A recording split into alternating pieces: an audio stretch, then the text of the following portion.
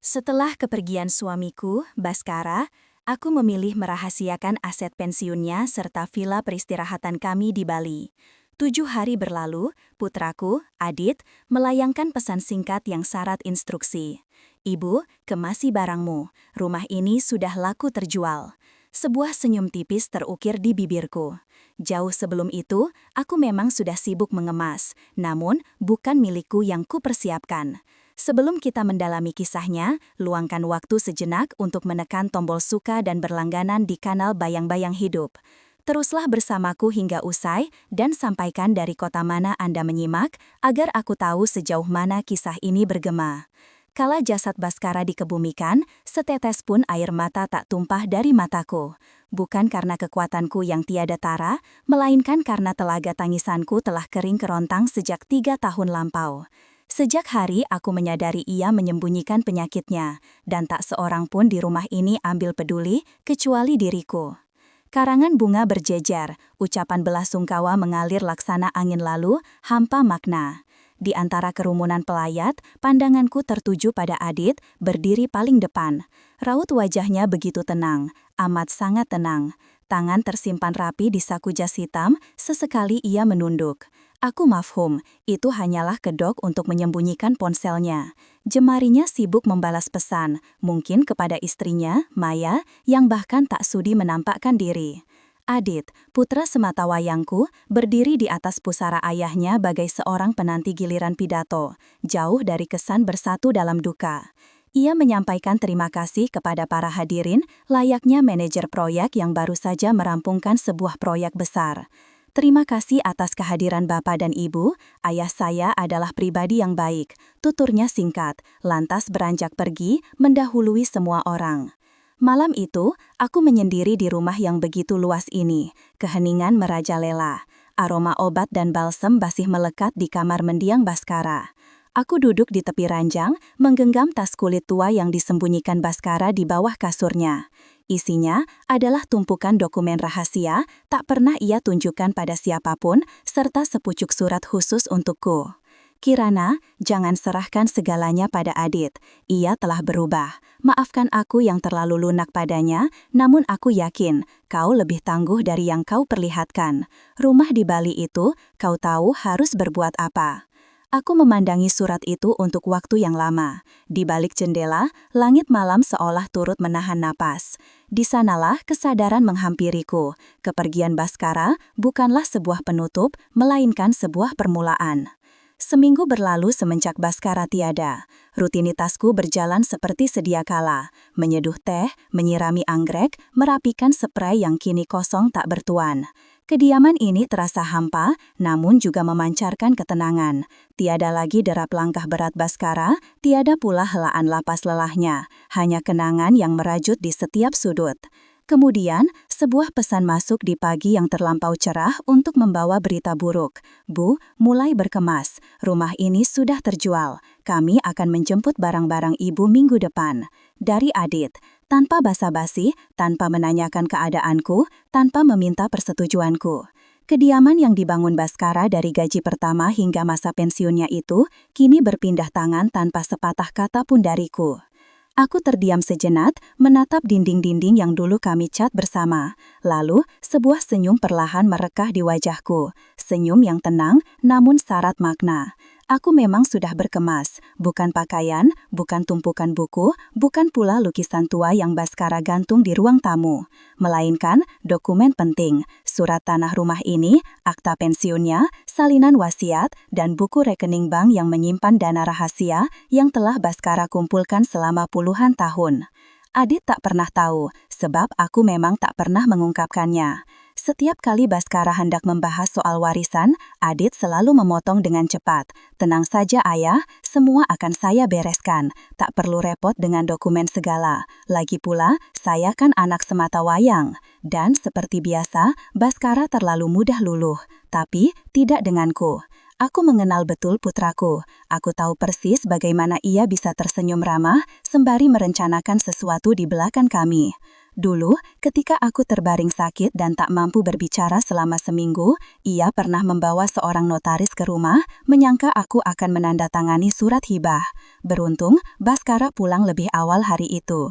Ruang kerja Baskara menyimpan banyak rahasia, termasuk salinan sertifikat rumah peristirahatan kedua kami di Bali. Keberadaan rumah itu tak pernah sekalipun disebutkan di hadapan Adit. Bahkan ketika Melati, cucu kami, pernah bertanya, kenapa kakek sering kembali sendirian? Aku hanya menjawab, untuk menikmati indahnya matahari. Hari itu, aku duduk di meja kerja Baskara, merapikan sebuah peta kecil yang ditandai silang merah di tepi pantai Sanur dengan tulisan tangannya di bawahnya, untuk Kirana bila dunia tak lagi adil. Kini, aku tahu waktunya telah tiba. Dunia memang sudah tak lagi adil. Maka, aku akan beranjak menuju tempat yang telah Baskara siapkan, memulai untuk menata kembali segala sesuatu yang selama ini kusimpan dalam diam. Keesokan harinya, Adit tiba tanpa pemberitahuan.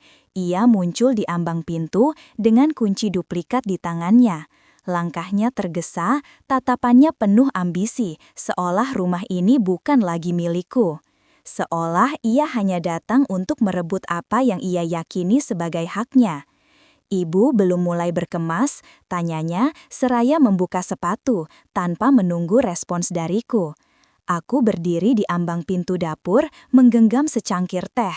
Mengapa rumah ini dijual tanpa pembicaraan denganku terlebih dahulu? Ia mendengus pelan. Bu, sudahlah, jangan memulai drama. Rumah sebesar ini terlalu besar untuk ibu sendirian. Lagi pula, semua sudah saya bereskan. Proses notaris sudah rampung. Pembeli tinggal mentransfer dana. Nanti saya akan mencarikan kontrakan kecil di dekat kompleks kantor. Aku menahan getaran di tangan. Kontrakan. Setelah 40 tahun membesarkan anak ini, menjahit luka demi luka dengan kesabaran tiada tara, aku kini ditawari kontrakan, seolah-olah aku seorang tunawisma. Dan Bu, lanjutnya, seraya membuka map berisi surat jual beli. Sebagian uang hasil penjualan akan saya alihkan untuk investasi. Sisanya akan dialokasikan untuk biaya sekolah Melati. Ibu tenang saja, semua sudah saya tangani. Aku hanya memandangnya, diam. Tak ada satupun kalimatnya yang bernada tanya. Semuanya adalah perintah, keputusan sepihak. Adit, suaraku terdengar tenang. Kapan terakhir kali kau bertanya apa yang kurasakan? Ia tertawa hambar. Bu, ini bukan saatnya bermain perasaan. Ini soal logika. Ibu sendirian, rumah dijual, uang digunakan. Selesai.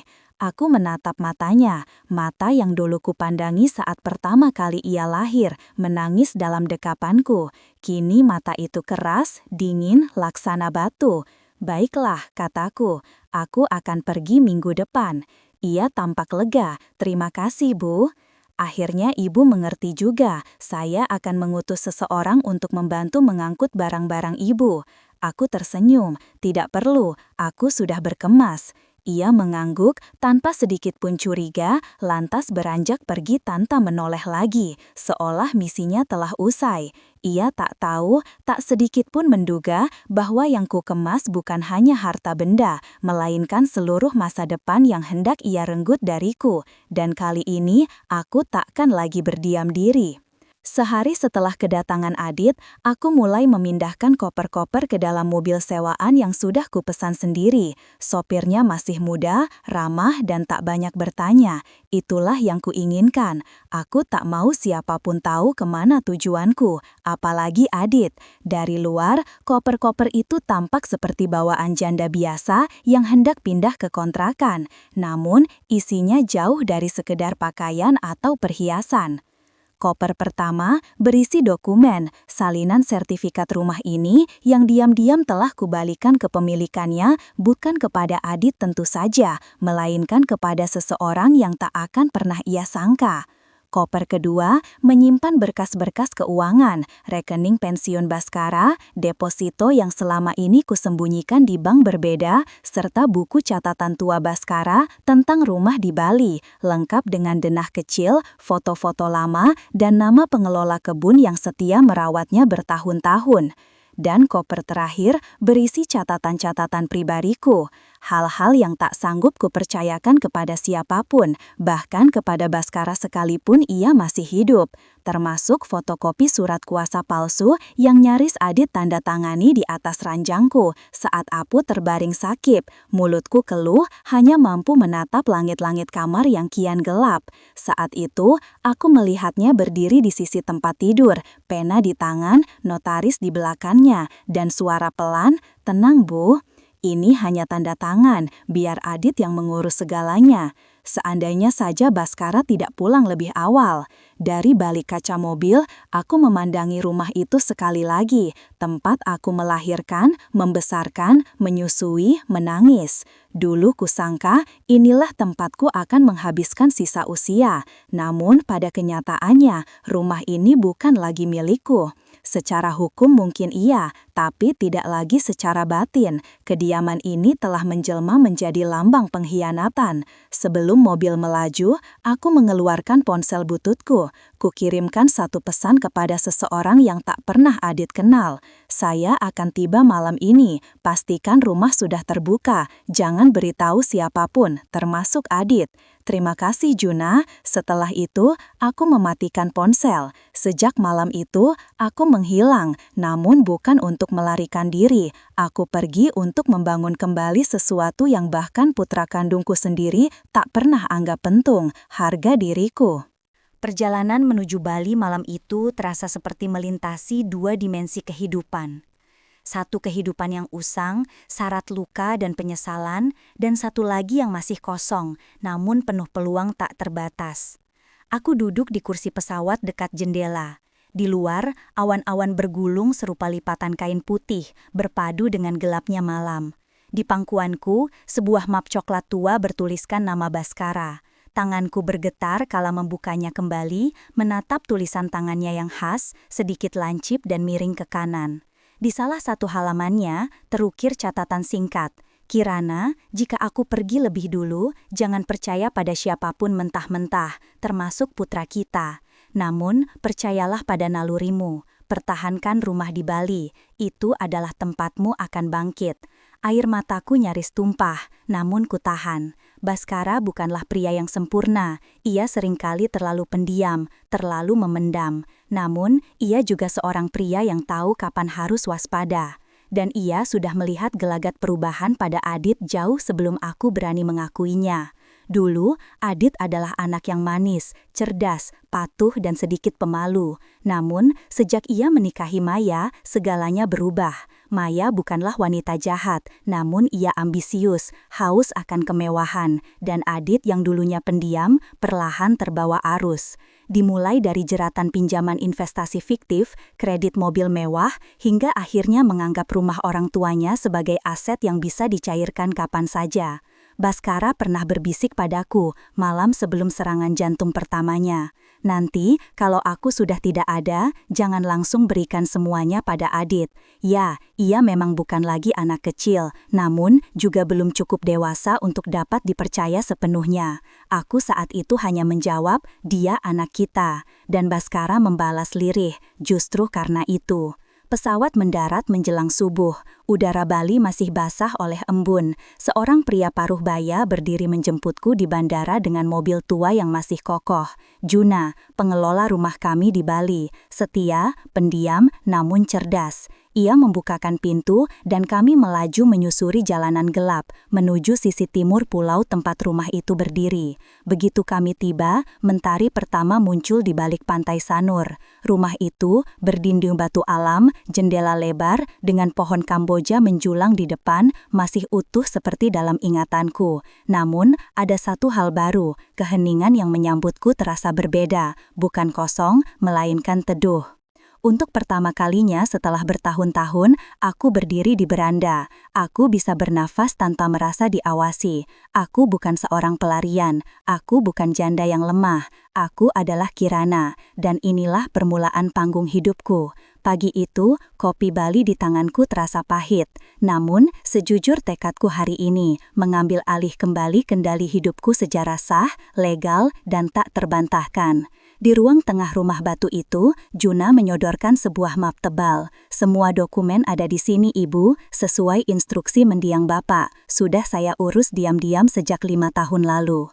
Aku membuka map itu perlahan, surat kepemilikan rumah Bali, surat tanah 2 bidang kecil di belakang rumah yang dulu Baskara beli secara rahasia. Bahkan, ada rekening khusus untuk biaya perawatan properti ini atas nama Melati. Ya, Melati, cucu perempuanku satu-satunya. Usianya baru 9 tahun, namun ia satu-satunya yang masih bersih dari permainan kotor orang tuanya. Ia masih anak kecil yang menggambar pelangi dan menulis surat untukku dengan pulpen ungu. Ayah sibuk terus, tapi aku tetap sayang ayah. Nenek jangan sedih ya. Aku doakan nenek agar tidak sendirian. Surat kecil itu masih kusimpan, terlipat rapi di dalam dompet. Sehari setelah tiba di Bali, aku mendatangi kantor notaris di Ampura-Pura. Seorang perempuan berambut putih yang mengenalku segera menyambut. Sudah kami persiapkan, Bu Kirana, nama Melati akan menjadi pemilik utama properti ini. Namun, tentu dengan pengawasan wali hingga ia dewasa. Aku mengangguk. Wali pengganti sudah saya siapkan, bukan ayah kandungnya. Notaris itu mengangkat alisnya, namun tak bertanya lebih jauh. Profesionalismenya patut diacungi jempol. Aku menandatangani dokumen-dokumen itu satu persatu. Tanganku mantap, tak ada keraguan, tak ada rasa bersalah. Aku tahu ini bukan soal balas dendam, ini soal menyelamatkan. Sore harinya, aku duduk di beranda terbuka, memandangi laut yang tenang. Aku membuka ponsel cadangan yang hanya berisi satu aplikasi pesan. Kubuka sebuah ruang obrolan yang sudah lama tak kusentuh. Lalu, kuketik perlahan. Adik Baskara, Indah, aku tahu kau jauh di Kanada. Namun, aku membutuhkan satu bantuan penting. Maukah kau menjadi wali sah atas nama Melati hingga ia dewasa? Ada sesuatu yang sangat besar yang harus kulindungi dari Adit.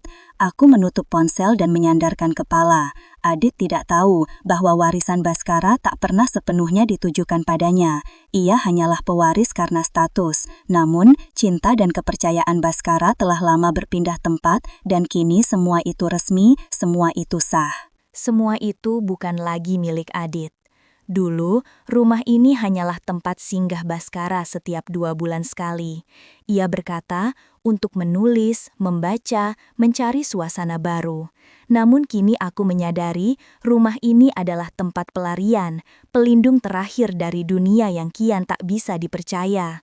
Hari-hariku di sini tenang, namun tidak hampa. Setiap pagi, aku terbangun sebelum mentari terbit, berjalan menuju halaman belakang yang ditumbuhi pohon kelapa pendek dan bunga sepatu. Angin laut membawa aroma asin yang diam-diam kurindukan selama ini. Juna dan istrinya, Dewi, merawatku selayaknya keluarga. Mereka memahami batasan, mereka mengerti luka. Mereka juga tahu rumah ini bukan sekedar tempat berteduh, melainkan benteng terakhir. Malam itu, aku duduk di kursi rotan tua, menatap lampu gantung temaram yang berayun lembut di langit-langit kayu.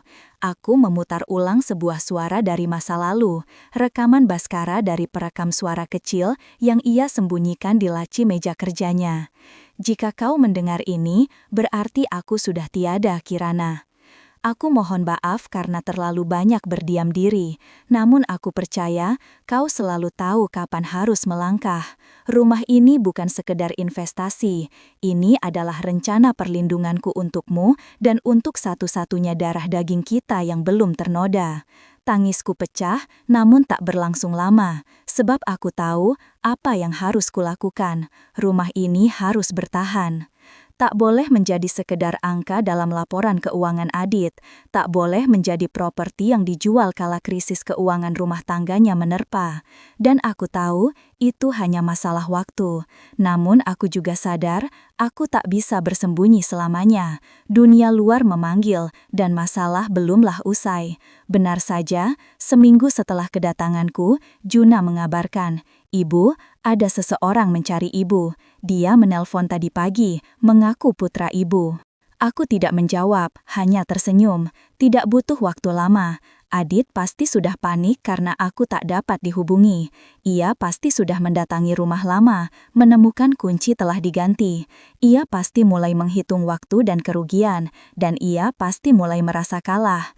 Namun ini belumlah usai. Ia akan datang, ia akan marah, dan aku akan menunggunya di sini, di rumah yang tak pernah ia ketahui dan tak akan pernah bisa ia miliki. Adit tiba saat senja nyaris sirna. Suara mobil sewa yang disewanya terlalu mewah untuk jalanan desa kecil ini. Debu berterbangan saat ia turun dengan wajah kusut, kemeja mahal yang lusuh, dan sorot mata yang hampa. Bukan karena lelah perjalanan, melainkan karena ada sesuatu di dalam dirinya yang telah retak. Ia berdiri di depan gerbang rumah Bali ini, menatap bangunan yang tak pernah ia duga keberadaannya. Juna membuka pintu pagar perlahan, lalu melangkah mundur. Aku sudah menunggunya di beranda, duduk dengan tenang. Jadi, ini ya tempat ibu bersembunyi? Suaranya tajam, menggema di halaman yang sepi. Aku tak menjawab, kubiarkan ia masuk dengan satu isyarat tangan. Adit melangkah masuk, laksana tamu tak diundang. Pandangannya menjelajahi setiap sudut ruangan, menilai, namun bukan dengan kekaguman, melainkan kekesalan. Ia sadar rumah ini bukan sekedar mainan, luas, berharga, dan yang paling menyakitkan baginya, bukan miliknya. Ibu kira bisa bermain licik ya, diam-diam menyimpan aset, bahkan ayah tidak pernah bercerita soal ini, ucapnya setengah membentak.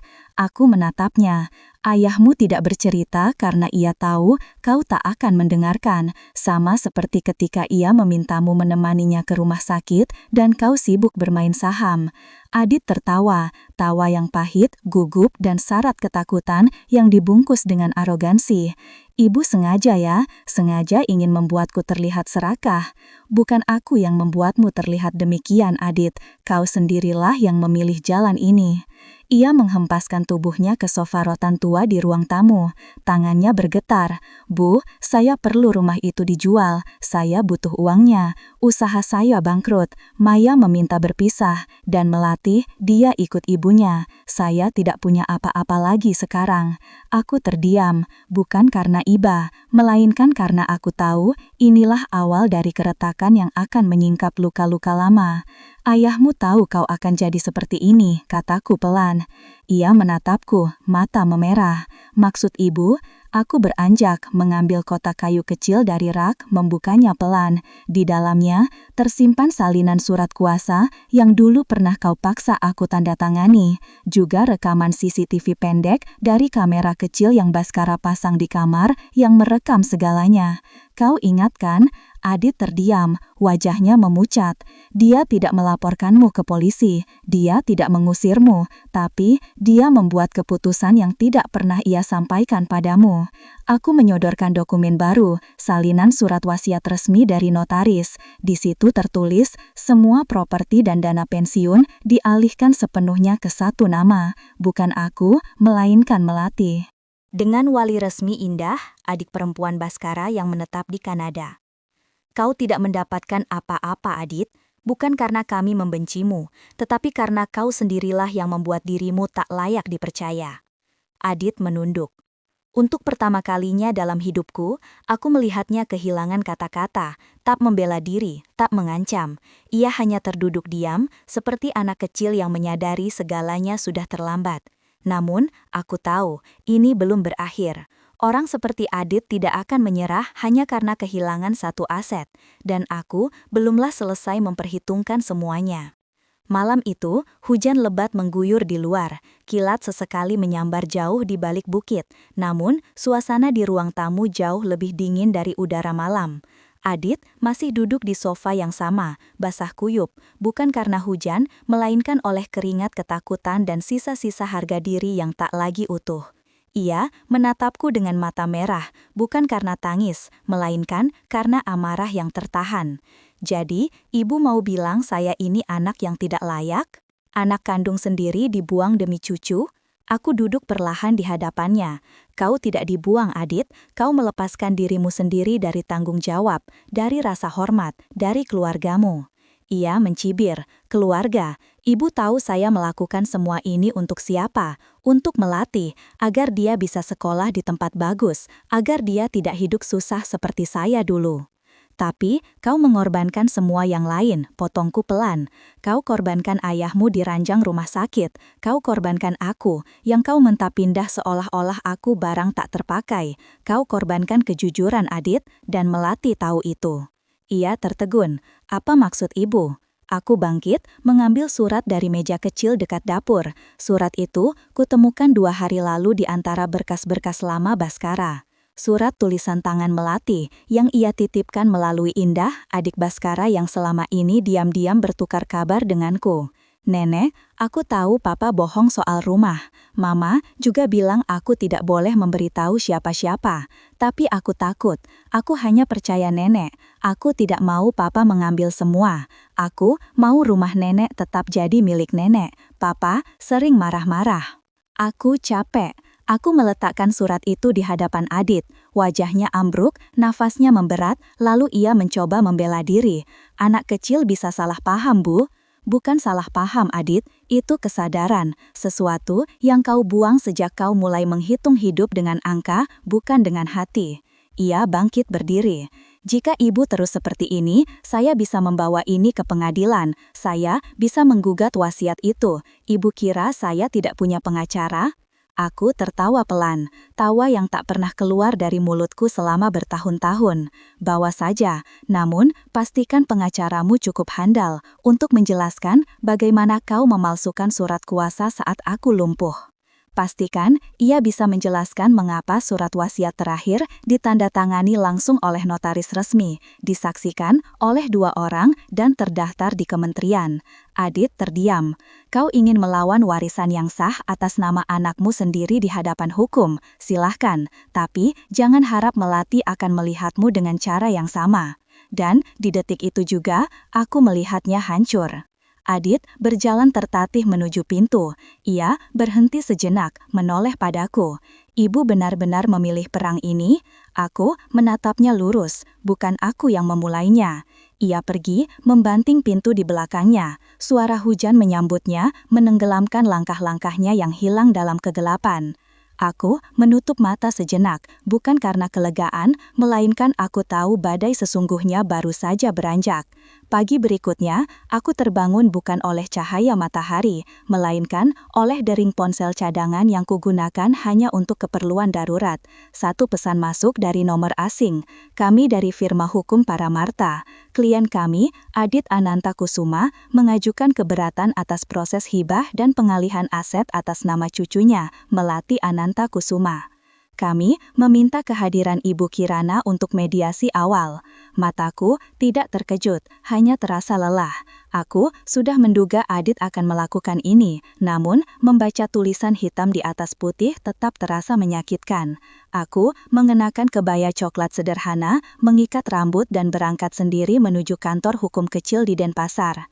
Di ruang kaca yang dingin dan terlampau bersih itu, aku duduk di hadapan 3 pengacara muda dan seorang lelaki yang dulunya kusebut anakku, Adit. Wajahnya lusuh, namun dagunya masih terangkat angkuh. "Ibu, belum terlambat untuk membatalkan semua ini." Aku menatap lurus ke matanya. "Terlambat? Kau yang dulu berjanji menjaga rumah keluarga ini. Kau yang berlutut di depan ayahmu waktu ia sakit, berjanji akan menjadi laki-laki yang bertanggung jawab. Dan 2 minggu setelah itu, kau menjual sawah warisan kakekmu demi membeli mobil." Salah satu pengacara membuka map, mencoba memotong. "Kami ingin berbicara soal legalitas, bukan soal sentimen." Potongku tajam. "Kau tidak tahu apa-apa tentang keluarga ini." Adit mengepalkan tangannya. "Ibu membuat saya terlihat seperti penjahat, padahal saya hanya terdesak. Usaha saya bangkrut, saya tidak punya siapa-siapa lagi." Aku menarik napas panjang. "Itulah masalahnya. Kau menganggap semua ini sebagai harta cadangan, bukan tempat lahirmu, bukan tempat ayahmu menghembuskan napas terakhirnya, bukan tempat ibumu menua."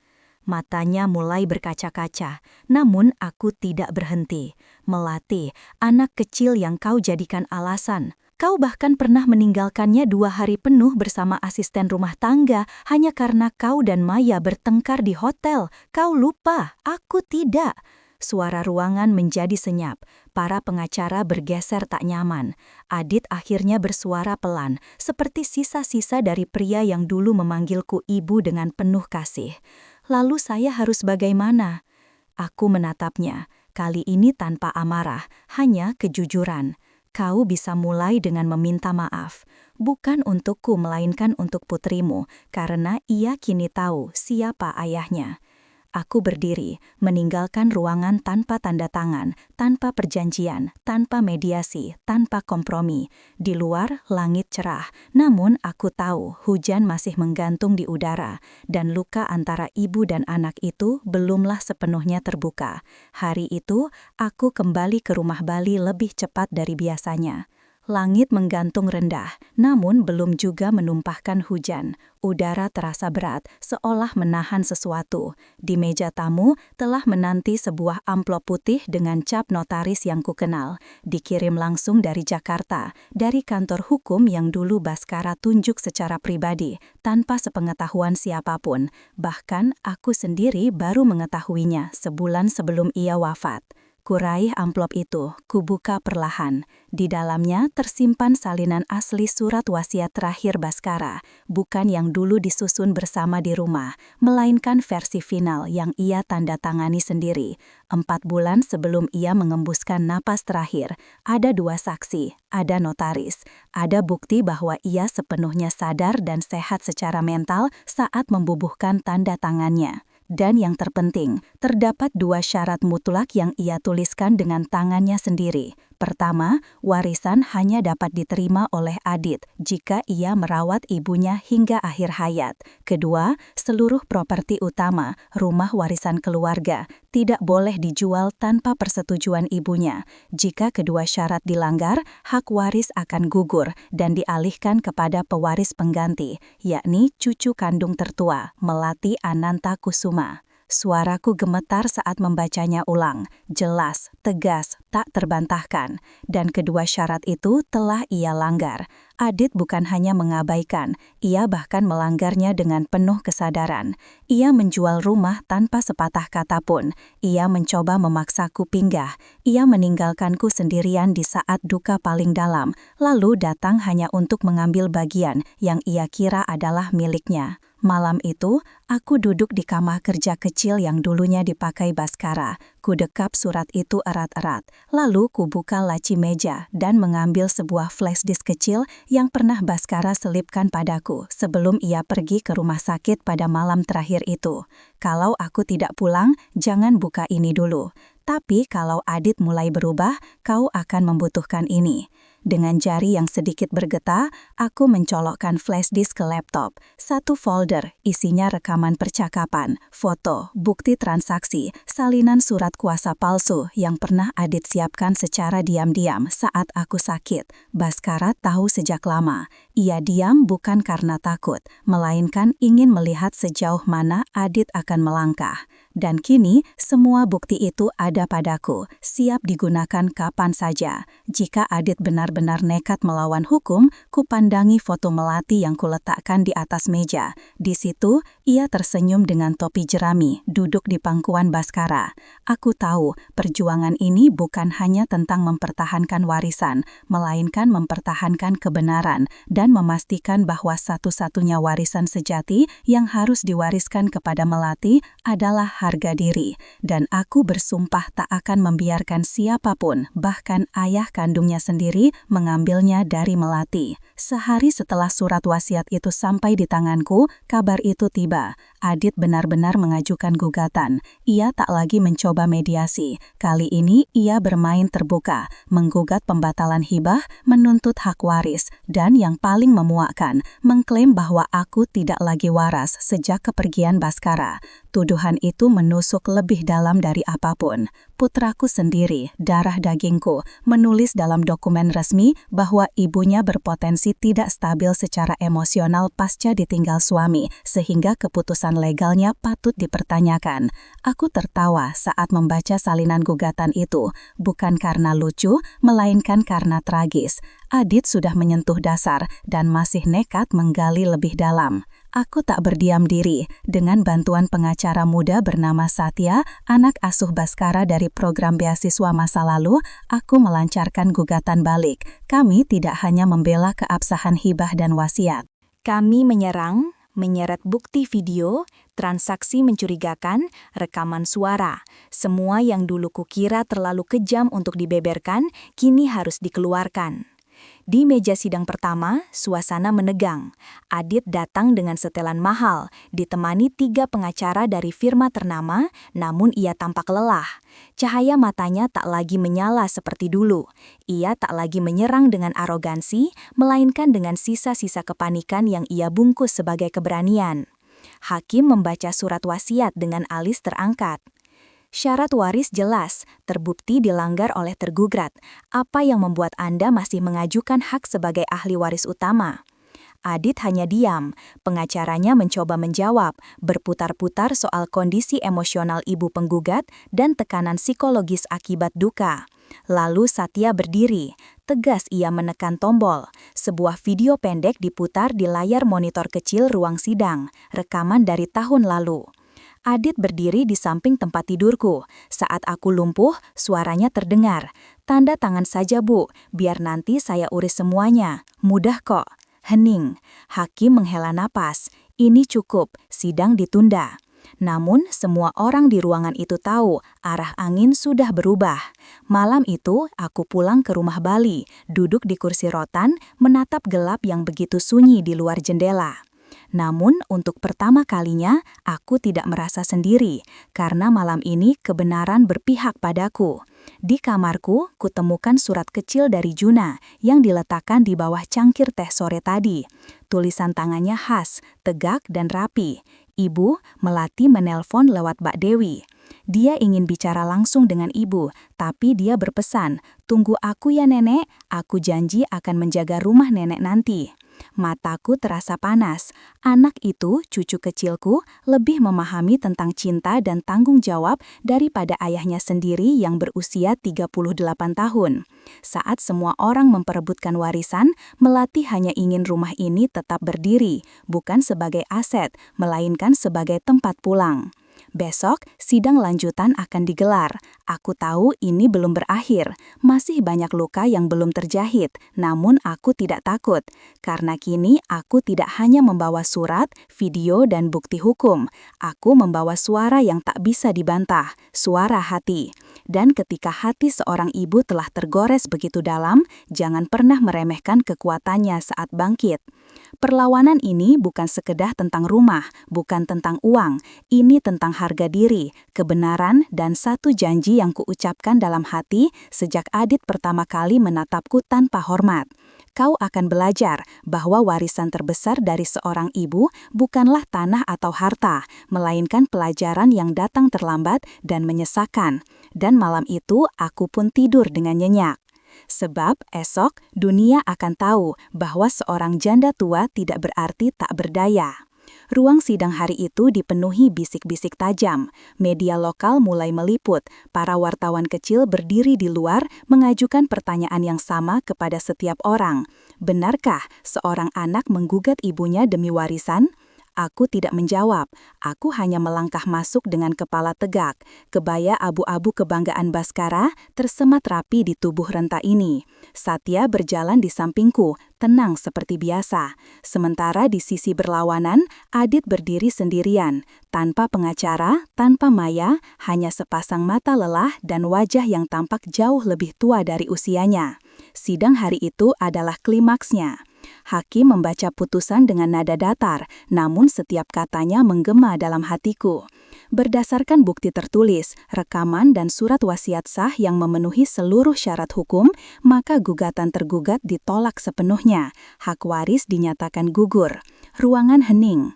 Seluruh aset yang disengketakan dinyatakan sah dialihkan kepada Melati Anantakusuma dengan pengawasan wali yang telah ditunjuk sesuai wasiat. Aku tidak bersorak, tidak tersenyum, tidak menangis. Aku hanya menarik nafas dalam, penuh, seolah selama ini aku menahan udara yang tak pernah bisa kuhirup. Adit terduduk di kursi, tangannya menutupi wajah. Untuk pertama kalinya, ia tidak membela diri, tidak berteriak, tidak menunjuk. Ia hanya diam. Di luar ruang sidang, hujan turun tanpa peringatan. Aku berdiri di bawah atap teras, menatap air yang mengalir deras dari genting. Lalu suara kecil memanggil dari arah kanan, "Nenek." Aku menoleh. Melati dengan payung kuning bergambar awan, tubuh kecilnya berlari ke arahku, memeluk pinggangku erat-erat. Maya berdiri jauh di belakang, hanya mengangguk lalu berpaling pergi tanpa kata. "Papa tidak ikut?" tanya Melati pelan. Aku menggeleng. Dia menunduk lalu berkata sesuatu yang tak seharusnya keluar dari mulut anak sekecil itu. "Papa bohong terus, Nenek. Aku capek, tapi aku tidak benci Papa. Aku cuma tidak percaya lagi." Hatiku mengencang. Luka anak-anak selalu paling sunyi. Aku menggenggam tangannya. "Kita pulang ya, rumah kita menunggu." Dan bersama hujan, kami melangkah pergi, meninggalkan sidang, meninggalkan kebohongan, meninggalkan seorang pria dewasa yang akhirnya tahu bahwa ada warisan yang tak bisa dibeli kembali jika kau kehilangannya. Malam itu, Adit duduk sendirian di kamar kontrakan kecil di pinggiran Jakarta. Dindingnya lembab, lampunya redup, dan kipas angin tua berdengung seperti suara penyesalan yang tak henti. Di tangannya, selembar foto lama, potret dirinya di usia 5 tahun, duduk di pangkuanku, dengan Baskara berdiri di belakang kami, tersenyum. Sudah berjam-jam ia menatap foto itu. Dan baru kali ini ia menyadari sesuatu yang dulu tak pernah ia pedulikan. Mata kami berdua menatapnya penuh harapan. Bukan karena bangga pada kesuksesan, melainkan karena cinta tanpa syarat. Cinta yang kini telah ia hancurkan sendiri. Ia membuka pesan-pesan lama di ponselnya. Ada ratusan pesan yang dikirim untukku. Semuanya tak pernah kubalas. Pesan berisi ancaman, rayuan, dalih, bahkan rentetan kebohongan yang dulu ia anggap strategi. Namun, tak satu pun dari pesan itu mengandung 2 kata terpenting, maaf dan terima kasih. Adit menunduk. Dalam hati, ia tahu semua ini bukan tentang rumah, bukan tentang uang, melainkan tentang hal-hal yang tak pernah ia jaga. Kepercayaan, rasa hormat, kasih sayang. Ia mencoba menulis pesan baru. "Bu, aku salah. Aku sadar sekarang, tapi semuanya sudah terlambat."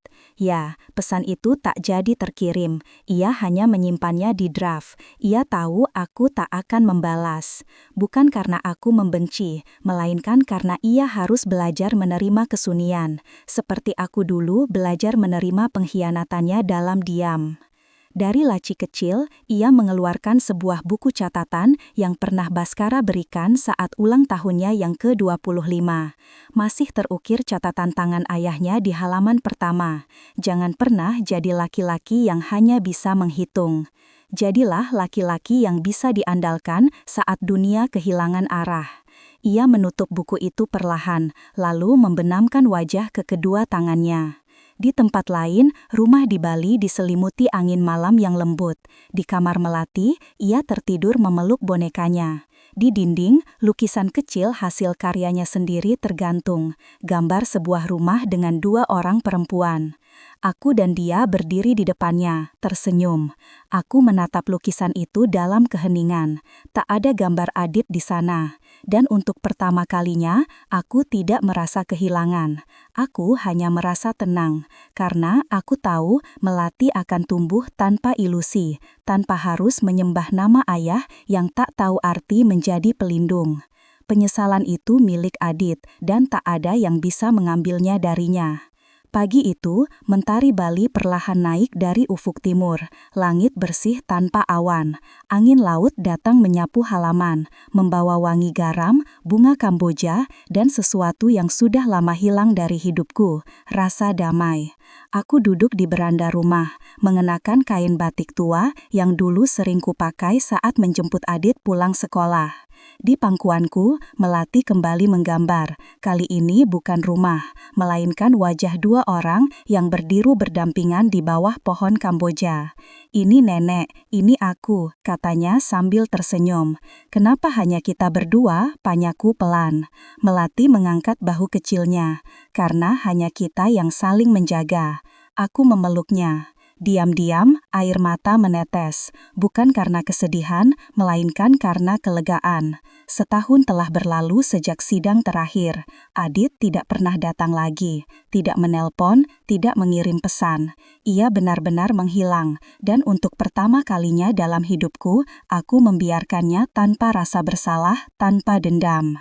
Karena terkadang kehilangan adalah satu-satunya cara untuk mengajarkan arti memiliki. Melati kini tinggal bersamaku. Maya pindah ke luar negeri menyerahkan hak asuh dengan tenang. Katanya, "Saya lelah berbohong, biarkan anak itu tinggal di tempat yang benar." Dan aku tak bertanya lebih jauh.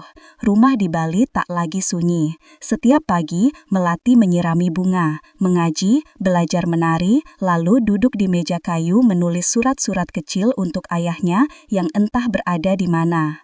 Tak satu pun pernah ia kirim, ia hanya menyimpannya di kotak rahasia. Dan aku tak pernah membukanya. Aku tak ingin tahu isinya, sebab aku percaya anak-anak berhak menyimpan cara mereka sendiri dalam memaafkan, bahkan jika itu membutuhkan seumur hidup.